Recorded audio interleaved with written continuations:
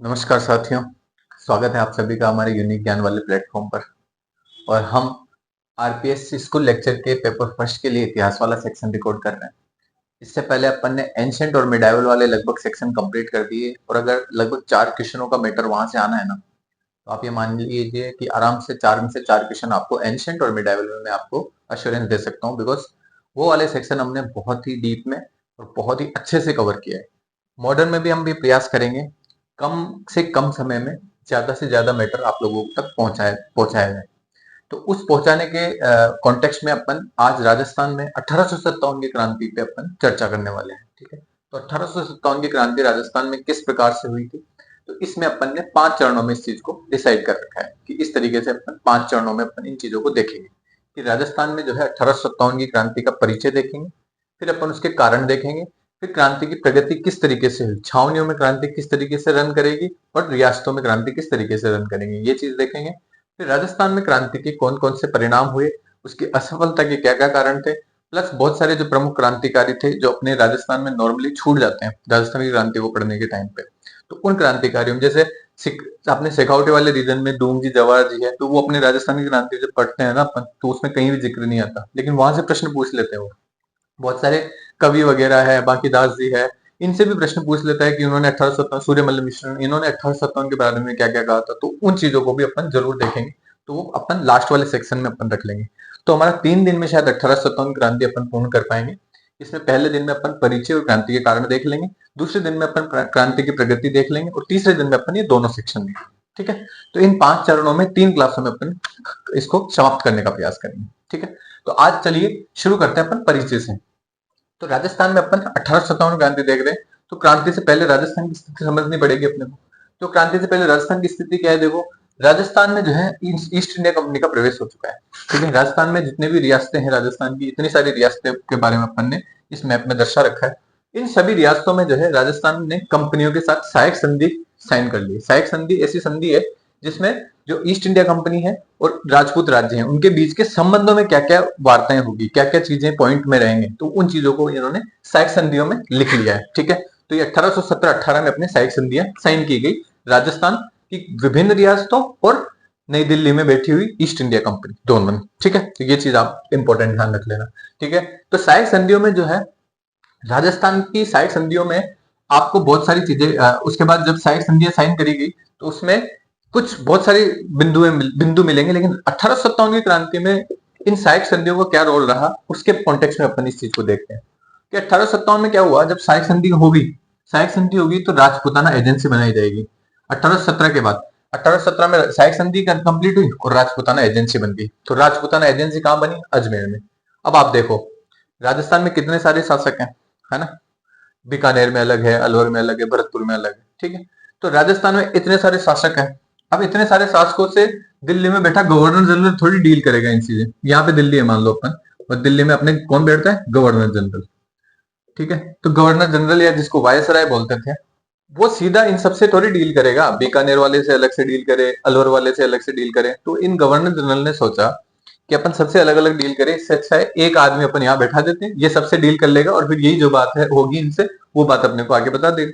ठीक है, तो इस कॉन्टेक्स्ट में इस गवर्नर जनरल ने यहाँ अजमेर मेरवाड़ा क्षेत्र में अपने एक एजेंट को बैठा दिया। ठीक है, ये गवर्नर जनरल है तो ये क्या हो गया? एजेंट टू गवर्नर जनरल, है ना? तो एक एजीजी की पोस्ट क्रिएट की गई, जो राजपूताना एजेंसी जो भी बनाई गई ना, ये पूरी राजपूताना के राज्य को कंट्रोल करने के लिए। तो इस राजपूताना एजेंसी का काम ये था कि पूरे राजपूताना के राज्य हैं उनसे बातचीत करके वार्ता कहां तक पहुंचे? गवर्नर जनरल तक। और गवर्नर जनरल कोई आदेश दे तो उसकी वार्ताएं कहां तक पहुंचे? इन विभिन्न राज्यों के माध्यम से। तो एक एजेंट हो गया दोनों के बीच में, तो एजेंट हो गया, तो इसको क्या बोला? Agent to governor general. ठीक है, तो आसान है, समझ में आ गया। तो ये एक पोस्ट क्रिएट की गई और एजेंट टू गवर्नर जनरल कहां बैठता था? पहले तो शुरुआत में तो अजमेर में बैठता था, लेकिन बाद में जब इसको गर्मी लगी, अजमेर में देखो गर्मियों में तापमान बहुत अच्छा चला जाता है, तो अजमेर में अपन ये अजमेर यहाँ पे एक अंग्रेजी बिठाते थे एजीजी के रूप में। तो एजीजी कहां से आ रहा है? अपने यूरोप से आ रहा है, तो यूरोप से सीधा आएगा यहाँ पे, तो इनको जो है यहाँ के जो तापमान है उसमें जो है ये एडेप्टेशन नहीं रहेगी। तो एडेप्टेशन नहीं रहेगी तो ये बोलेंगे कि राजस्थान में सबसे ठंडी जगह कौन सी है? तो सबसे ठंडी जगह कौन सी है? माउंट आबू। तो माउंट आबू में दूसरी राजधानी बना लेंगे। ठीक है, तो राजधानी कौन सी होगी? एक राजधानी तो अजमेर में हो गई, दूसरी राजधानी कहाँ हो गई? माउंट आबू में। ठीक है। तो ग्रीष्मकालीन राजधानी जिसको अपन बोलते हैं वो तो माउंट आबू में, और नॉर्मली अपनी जो राजधानी है वो अजमेर में है ही, ठीक है। तो ये ध्यान रख लेना कि एजेंट टू गवर्नर जनरल ने दो राजधानियां बनाई थी अपनी, अजमेर से भी कंट्रोल कर रहा है, गवर्न कर रहा है, और अपने माउंट आबू से भी गवर्न कर रहा है। तो ये दोनों चीजें भी आप याद रख लेना, ठीक है। फिर अपन देखते हैं कि एजेंट टू गवर्नर जनरल दोनों जगह बैठ रहा है।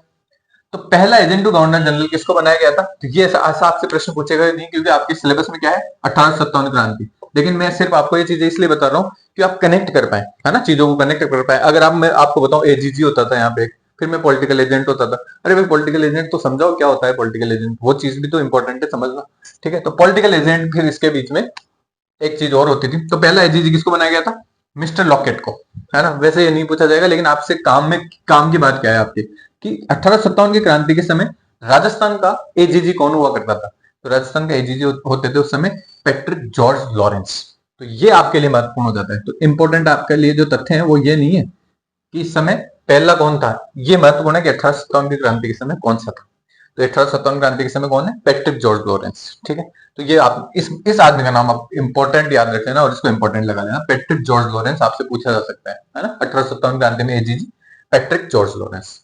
अब इसके बाद देखो, गवर्नर जनरल हो गया, एक हायरार्की है ना। पहले गवर्नर जनरल हो गया उधर दिल्ली में, फिर यहाँ पे एजेंट टू गवर्नर जनरल हो गया। अब भाई साहब एजेंट टू गवर्नर जनरल ने जोधपुर के राजा से बात करी, है ना, चाहे जयपुर के राजा से बात करी। तो जब ये राजाओं से बात करता था, राजा राजा से सीधी बात करता है ना एजेंट टू गवर्नर जनरल, तो इंग्लिश में बात करेगा क्या, हिंदी में? इंग्लिश में करेगा ऑब्वियसली। तो इंग्लिश में जब इसने बात करी ना जोधपुर के राजा से, तो जोधपुर के राजा ने बोला कि मेरे को तो समझ में नहीं आई, ठीक है। तो अब ऐसा कोई आदमी बैठा हो जो हम दोनों के बीच में मीडिएटर का काम कर सके, ठीक है। इससे इनके बीच में भी एक कम्युनिकेशन गैप क्रिएट हो गया। तो मीडिएटर का काम कौन करेगा? मीडिएटर का काम करेगा पॉलिटिकल एजेंट, है।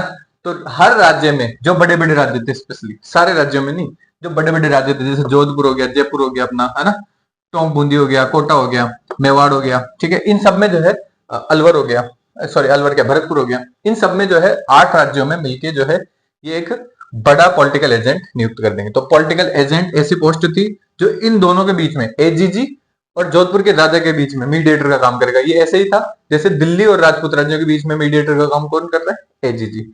लेकिन एजीजी और इन राज्यों के बीच के मीडिएटर का काम कौन करेगा? अपना पॉलिटिकल एजेंट। तो ये ध्यान रख लेना कि 8 पॉलिटिकल एजेंट नियुक्त किए गए हैं पूरे राजपूताना में, है ना। अब अपन इनको डिटेल में देखेंगे। फिर एक एडवोकेट जनरल भी हुआ करते थे, एडवोकेट एजेंट। अब जैसे मान लो जोधपुर है, अब जैसलमेर में कोई पॉलिटिकल एजेंट नहीं है, तो जैसलमेर में क्या करेंगे? एक एडवोकेट एजेंट बना देंगे। एडवोकेट एजेंट जो है वो रणजीत सिंह से डायरेक्ट वार्ता करके कहां तक पहुंचा देगा? अपने एजीजी तक, ठीक है। लेकिन ये इतनी महत्वपूर्ण पोस्ट नहीं होती थी। महत्वपूर्ण पोस्ट कौन सी होती थी? अपने एडवोकेट, अपने पॉलिटिकल एजेंट की पोस्ट। तो ये आप याद रख लेना, वेरी इंपॉर्टेंट है।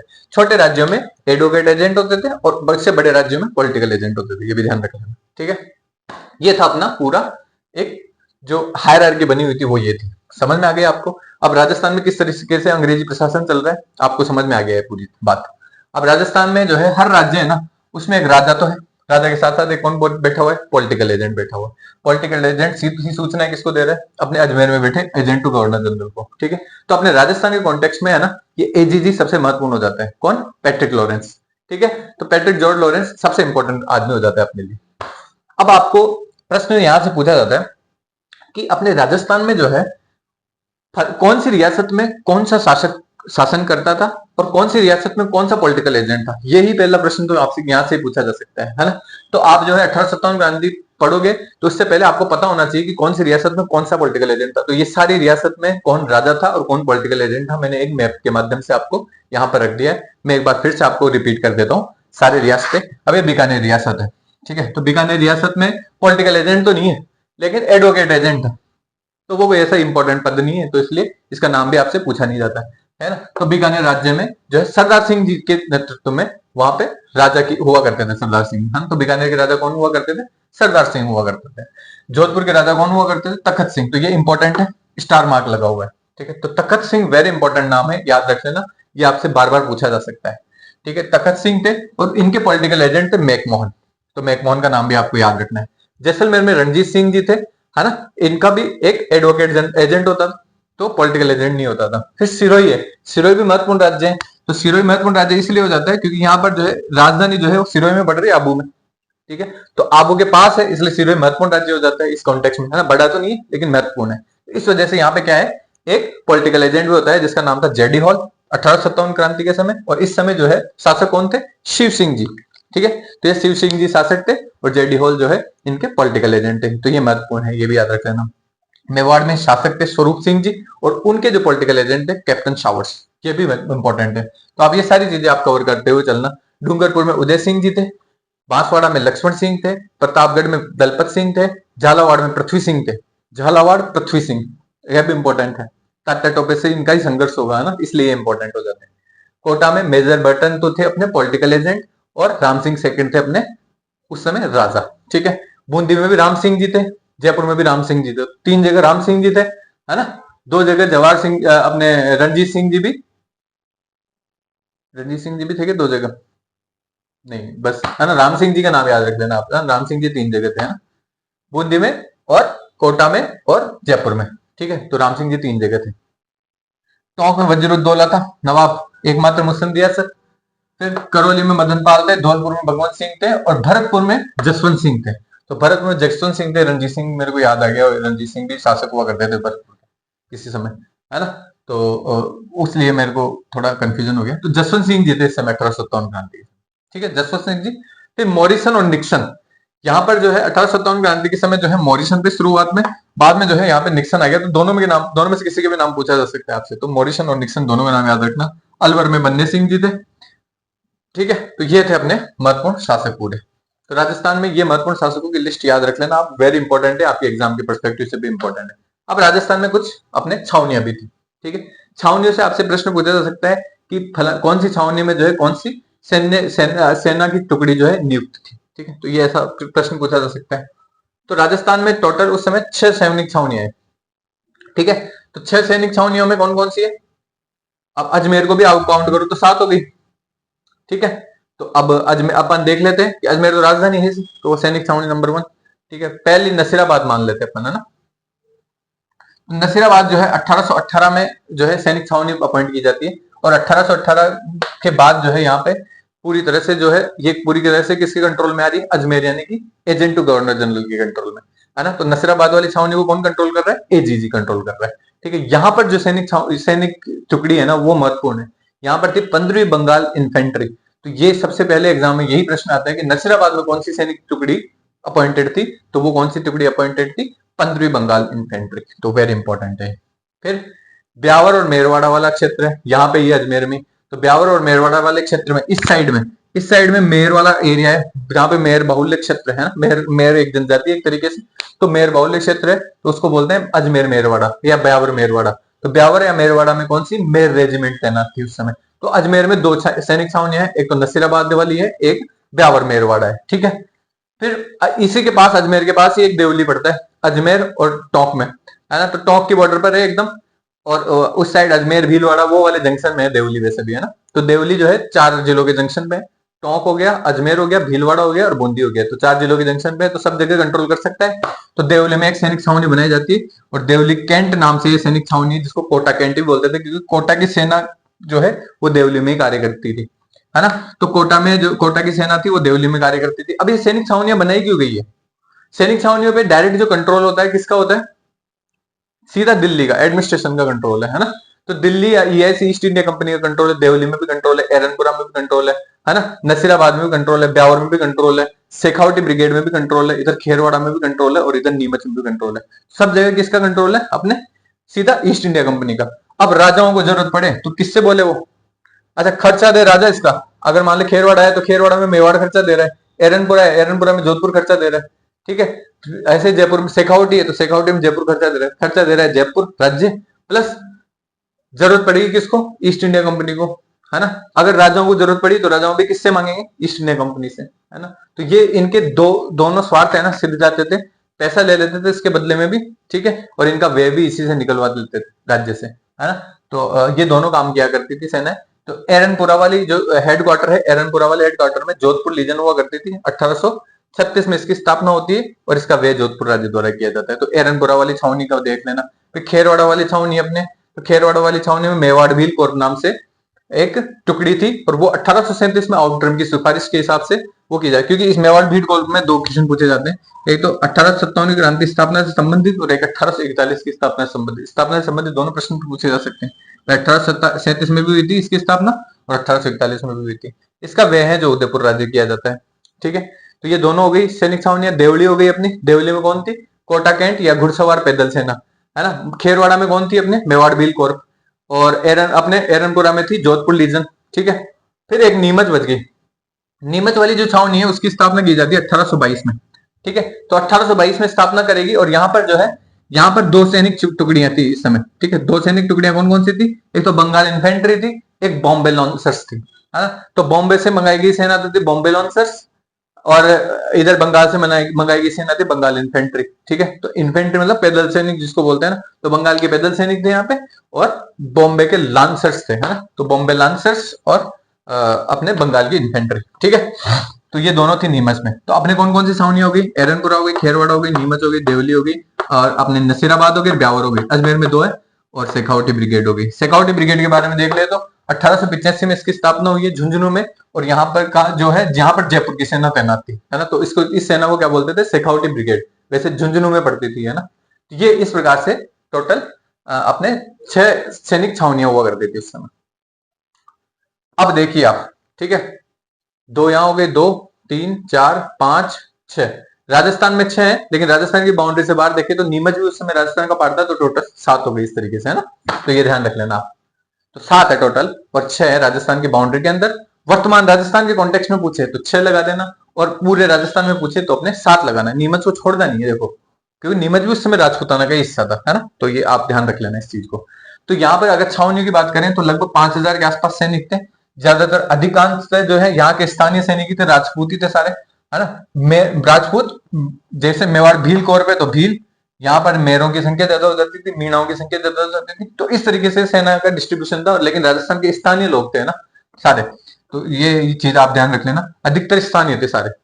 फिर मेयर थे, एमबीसी ने भाग नहीं लिया। अच्छा, 1857 की क्रांति में अब ये दोनों दो रियासतें हैं। अब देखो एरनपुरा है यहाँ पे, सॉरी ये खेरवाड़ा है, और यहाँ पर है ब्यावर।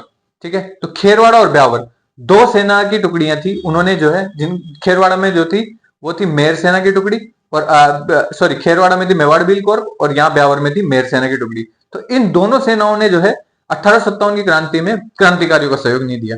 बाकी सारी सेनाएं जो है क्रांति से किसी न किसी तरीके से जुड़ी रही, है ना। क्रांतिकारियों से भी जुड़ी रही, वहां के विद्रोह भी हुए 1857 क्रांति के। ठीक है, तो ये जितने भी विद्रोह है ना, ये सैन्य छावनियां पढ़ने का तात्पर्य है, क्योंकि 1857 का जो क्रांति है वो एक सैन्य विद्रोह था। सैन्य विद्रोह जो पूरे भारत में फैला हुआ था, ठीक है, उस समय। तो जब पूरे भारत में छावनियों में सैन्य विद्रोह हो रहा था ना, तो राजस्थान की छावनियां भी कैसे छुट्टी रह सकती थी। तो राजस्थान की जो 7 छावनियां है ना, वहां पर भी सैन्य विद्रोह होगा, लेकिन 7 में से 5 में होगा, 2 में नहीं होगा, ब्यावर वाले में नहीं होगा, खेरवाड़ा वाले में नहीं होगा। ठीक है, बाकी सब में सैन्य विद्रोह किसी न किसी रूप में होगा। तो कल अपन देखेंगे 5 छावनियों में किस तरीके से सैन्य विद्रोह हुआ, ये चीज अपन देखेंगे। प्लस राजस्थान की विभिन्न रियासतों में किस तरीके से सैन्य विद्रोह है, ये दोनों चीजें अपन कल वाले लेक्चर में देखेंगे।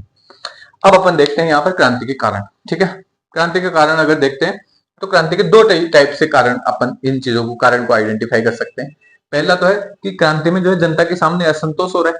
तो जनता में असंतोष क्यों हो रहा है? क्योंकि राजस्थान में जो है जनता पर सामाजिक सुधार किया जा रहा है। राजस्थान में सती प्रथा को अबोलिश किया जा रहा है। ठीक है, तो ये जो सामाजिक सुधार थे वो राजस्थान वासियों को ठीक नहीं लग रहे थे। ठीक है, फिर इसके अलावा धर्मांतरण किया जा रहा है। ईसाई धर्म की का जो है बोलबाला हो रहा है। अजमेर में बहुत सारे चर्च बन रहे हैं। बहुत सारे लोगों को जो हिंदुओं में जो जातिगत रूप से पिछड़े हुए लोग थे, या फिर जो अपने आप देखोगे बहुत सारे जो कबीलाई लोग थे, उनको जो है धर्मांतरित करके ईसाई धर्म में कन्वर्ट किया जा रहा है। ठीक है, तो इस चीज से कौन नाराज थे? अपने राजस्थान वासी नाराज थे। प्लस चर्बी वाले कारतूस वाला इश्यू आपको पता ही था, मंगल पांडे के नेतृत्व में जब वो चर्बी वाले कारतूसों के खिलाफ बगावत जली थी, तो उसकी आग भी अपने राजस्थान में प्रवेश कर चुकी थी। तो राजस्थान में भी हो गया था कि ये चर्बी वाले कारतूसों का प्रयोग कर रहे हैं। फिर शिक्षा में सुधार जो अंग्रेजों ने किया उस समय, तो गुरुकुल प्रणाली चलती थी अपने राजस्थान में उस समय, या मदरसा प्रणाली चलती थी, है ना। जहां पर मदरसे थे या गुरुकुल थे, तो वहां पर जो है उन मदरसे गुरुकुल के स्थान पर कौन ले लिया था? मॉडर्न एजुकेशन ने स्थान ले लिया था। ठीक है, तो वो मॉडर्न एजुकेशन में ज्यादातर जो शिक्षा दी जाती थी वो ईसा धर्म से संबंधित दी जाती थी। तो ईसाई धर्म से संबंधित दी जाएगी, ईसा मसीह के बारे में शिक्षा दी जाएगी, तो इस वजह से जो है यहाँ पर शिक्षा में सुधार का विरोध किया जाएगा। प्लस सामंती मान मर्यादा पर प्रहार किया जा रहा था। ठीक है, तो सामंत अब उतने स्ट्रॉन्ग नहीं रह पाए थे जितने मध्यकाल में रहा करते थे, किसी समय में रहा करते थे। तो सामंती जो प्रभाव था ना वो कम होता जा रहा है, और सामंती मान मर्यादा पर जो है ईस्ट इंडिया कंपनी वालों ने क्योंकि देखो पहले सामंतों का क्या रोल था, पहले सामंत जो थे वो अपने राजा के लिए लड़ते थे, मेवाड़ के लिए सारे सामंत लड़ रहे हैं, लेकिन अब कौन लड़ रहा है मेवाड़ के लिए, अब लड़ाई नहीं हो रही पहली बात तो, और लड़ाइयां हो भी रही है ना तो खेरवाड़ा से सैनिक बुला लेते हैं मेवाड़ वाले, या नीमच से सैनिक बुला लेंगे मेवाड़ वाले। ठीक है, तो इस तरीके से छावनियों से सैनिक आने लग गए थे, तो सामंतों का रोल ही खत्म हो गया था। तो सामंती मान मर्यादा पर क्या है, प्रहार हुआ जा रहा था उस समय। ठीक है, तो ये थे इनके महत्वपूर्ण कारण। फिर ये तो थे जनता में। अब राजा वर्ग है, पूरा राजन्य वर्ग भी है, तो राजन्य वर्ग वो था जो राजा और उससे संबंधित जो वर्ग है। ठीक है, तो उससे संबंधित वर्गों को क्या बोलते हैं अपन, राजन्य वर्ग। राजा संबंधित वर्ग कौन कौन से हो सकते हैं, सामंत भी हो सकते हैं। ठीक है, तो सामंत भी हो सकते हैं, उनके उनसे एसोसिएटेड लोग हो सकते हैं, पंडित पुरोहित हो सकते हैं, कुछ भी हो सकते हैं। तो राजन्य वर्ग में किस तरीके से असंतोष था।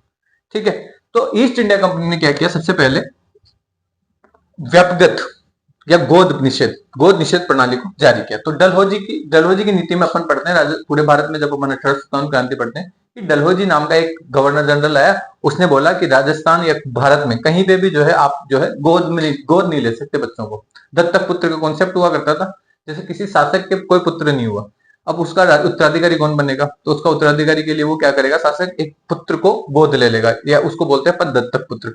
ठीक है, तो दत्तक पुत्र का जो कॉन्सेप्ट है वो खत्म कौन कर देगा, अपना डलहौजी कर देगा खत्म।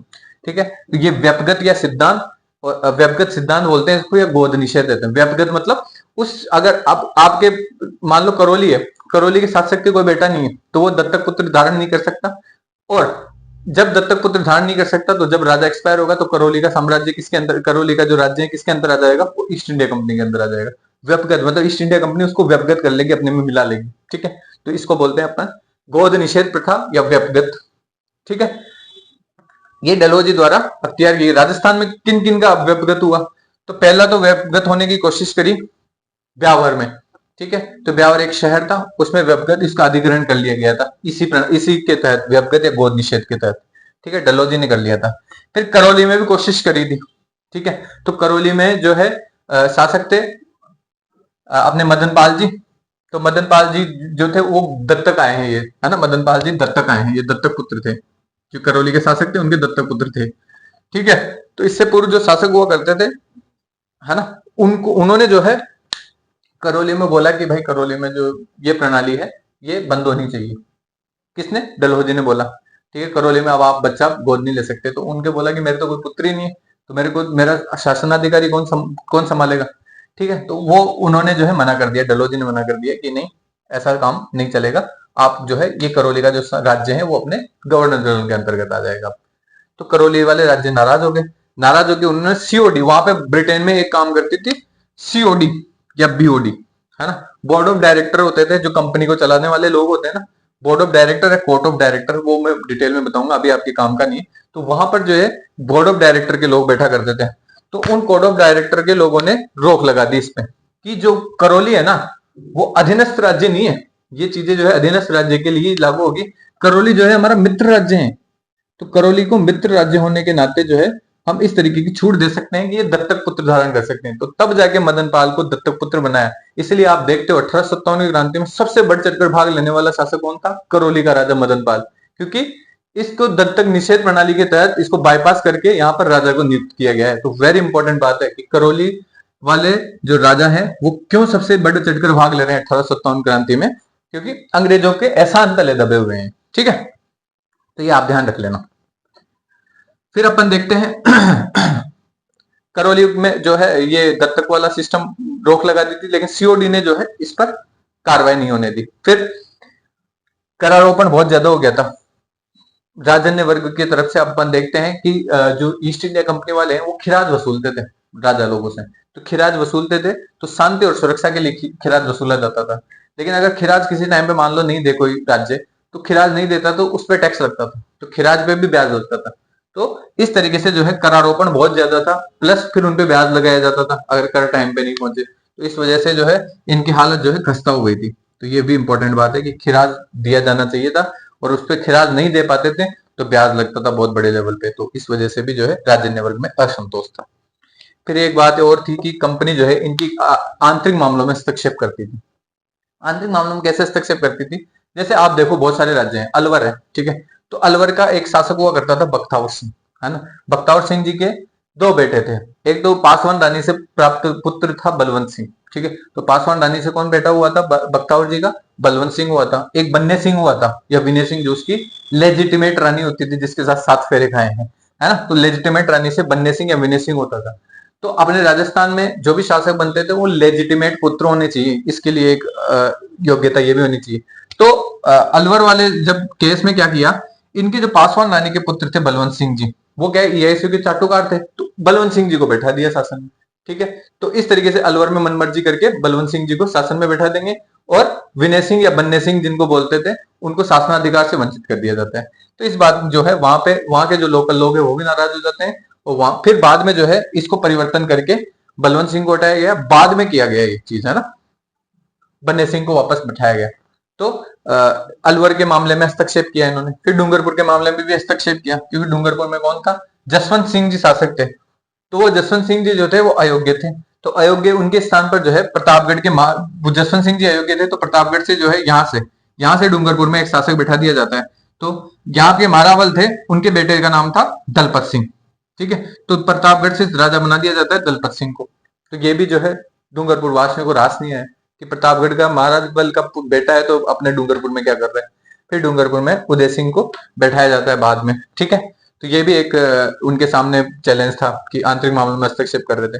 फिर भरतपुर वाले क्षेत्र में भी प्रॉब्लम थी। भरतपुर वाले क्षेत्र में रणधीर सिंह थे और बलवंत सिंह थे, तो रणधीर सिंह की मृत्यु हो जाती है, और उनका भतीजा जो दुर्जन साल, वो योग्य शासक हुआ करता था उस समय, है ना। तो दुर्जन साल को योग्यता के आधार पर बैठाया नहीं जाता है, और उसके भाई बलवंत सिंह जो अल्पवयस्क, बलवंत सिंह का अल्पवयस्क पुत्र था, उसको शासक बना दिया जाता है। तो ये भी एक बड़ा लोचा रहता है। फिर जयपुर में जयसिंह थर्ड थे, जयसिंह थर्ड जो थे वो राम सिंह सेकंड जो है उनका अल्पवयस्क पुत्र था, उसको जो है अयोग्य करार दे दिया जाता है। तो जैसे अयोग्य करार देगा, तो वहां पे कैप्टन ब्लैक हुआ करता था उस टाइम पे पॉलिटिकल एजेंट, तो कैप्टन ब्लैक ने बोला कि मैं राम सिंह सेकंड को अल्पवयस्कता के आधार पर जो है राज्य नहीं दे सकता, मैं खुद ही संभालूंगा। तो जयपुर की जनता ने विद्रोह करके कैप्टन ब्लैक की हत्या कर दी थी, ठीक है। तो जयपुर वाले इस मामले में बिल्कुल भी सहन नहीं करते थे। फिर इसके बाद देखते हैं अपन बूंदी में भी एक प्रॉब्लम हुई। राम सिंह जी थे बूंदी में राम सिंह जी को जो है अल्पवयस्क मानते हुए कर्नल टोड को यहाँ पे इनकी जगह एक तरीके से प्रशासक नियुक्त कर दिया जाता है। उसी तरह कोटा में भी 2 पूरक संधियां होगी, है ना। तो झाला जालिम सिंह था, उनके वंशजों को एक अलग राज्य दिया जाता है, झालावाड़ वाला, और इस वजह से कोटा वाले भी वैसे नाराज हो गए थे, ठीक है। तो झाला जालिम सिंह जो है वो कोटा में कोटा के स्थान पर जो है झालावाड़ को अलग राज्य बना दिया जाता है उनकी जगह, ठीक है, जालिम सिंह के जो वंशज है उनके लिए, ठीक है। तो ये था अपने कुछ महत्वपूर्ण कारण। तो क्रांति के कारणों में देखते हैं, तो जनता में असंतोष था और राजन्य वर्ग में भी असंतोष था। राजन्य वर्ग में क्यों असंतोष था? क्योंकि गोद निषेध प्रणाली थी यहाँ पे, ठीक है, करारोपण बहुत ज्यादा था, आंतरिक मामले में हस्तक्षेप कर रहे थे। अलवर के मामले में देखा अपन ने, डूंगरपुर के मामले में देखा, भरतपुर के मामले में, जयपुर के मामले में, बूंदी के मामले में, कोटा के मामले में, सब जगह जो है वो ईस्ट इंडिया कंपनी के एजेंट, जो पॉलिटिकल एजेंट हुआ करते थे, वो हस्तक्षेप करते थे बिना बात का। तो ये भी अपन देखते हैं। तो ये था आज का अपना लेक्चर। फिर अपन कल देखते हैं क्रांति की प्रगति कैसे हुई, छावनी में कैसे हुई, रियासती और ठिकानों में कैसे हुई, ठीक है। तो ये सारी चीजें अपन कल वाले लेक्चर में देखेंगे, है ना। तो आप ये पढ़ते रहिए, मैं फटाफट से रिवीजन कर रहा हूँ, या शायद आप समझ गए होंगे, ज्यादा कुछ रिवीजन करना नहीं जैसा है नहीं, सारे फैक्ट हैं, एक बार डेटा को आप देख लोगे अच्छे से तो आपको वो चीजें क्लियर हो जाएगी, ठीक है। तो अपन नेक्स्ट लेक्चर में मिलते हैं, है ना। तब तक के लिए धन्यवाद। आप देखते रहिए, मैं ऐसे ही इसी तरीके से।